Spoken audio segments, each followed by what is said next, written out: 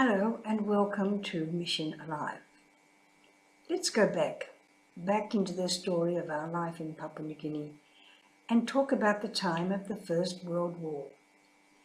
When the First World War came, no ships came to Papua New Guinea. Many services were cut off and nobody had anything.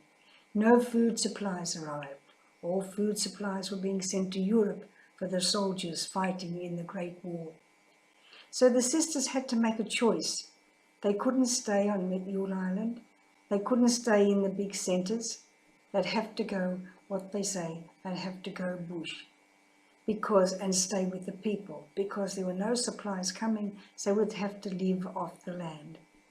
So everybody left Mule Island. Everybody left the main station in all the areas and they went bush. They went to live among the people. And they lived with the people and they lived by the people because the people were the ones who brought them food, who worked in the garden. The sisters went with them and worked for a while in the garden, but it was hard work and very hot weather, and being not used to this climate, not born into this climate, they couldn't do the same thing. So they would come home early, look after the children, teach the children. School would continue in a very informal way. Singing was a great thing. People would sit round the fire of a night and sing. They learned French songs, they learned Belgian songs, they learned Irish songs, they learned Australian songs. Kookaburra sits in an old gum tree. That was one everybody knew. Songs, they loved singing songs. And so the word of God was kept alive in that war by the women who lived in the bush, the women who lived on the land, with the land, and for the people. During the Second World War, it was so close to Papua New Guinea. The enemy came to Papua New Guinea, landed in Papua New Guinea, and fought in Papua New Guinea. So the Australian government said, no expat women can stay in Papua New Guinea during the war. Everyone must leave and go to Australia. So everybody had to go. It was a command, it was an order from the government. But in Port Moresby, the captain, the commander of the soldiers, asked that two sisters stay. Two sisters stay for the good of the soldiers.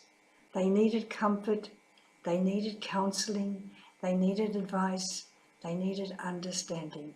Something that maybe their fellow soldiers couldn't give them. So they asked for two women to stay. And so Sister Margaret Harrington and Sister Assumpta stayed. They stayed. They'd been great friends always. One was tall and thin, the other was short and fat, but they were very, very good friends. They'd taught in schools together, they'd gone everywhere together. And so they volunteered and they were selected to stay. So they stayed in the convent in Port Moresby.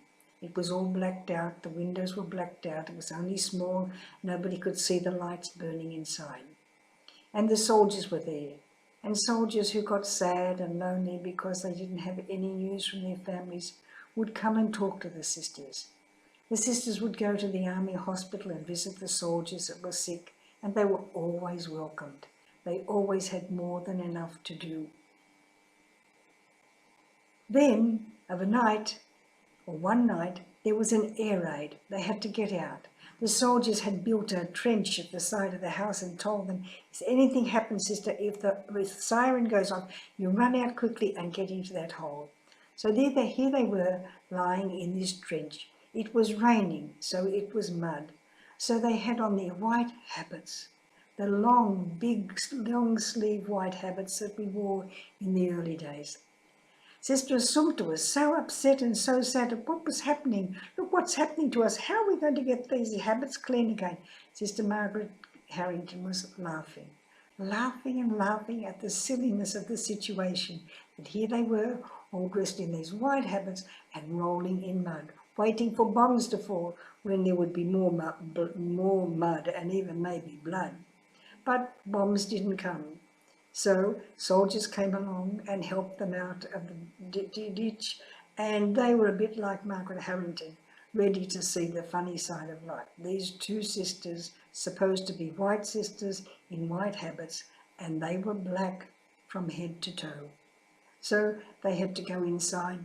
When they'd changed, those habits were taken away, and they came back later, cleaned and ironed. So their life was so different, and yet they lived as religious women. They worked as religious women, bringing the compassion of the heart of Jesus to the soldiers who needed it. In the years we've been in Papua New Guinea, many things have happened, but always we have done what we have had to do, make the Sacred Heart of Jesus everywhere loved. You make Jesus loved in your life too. Bye for now.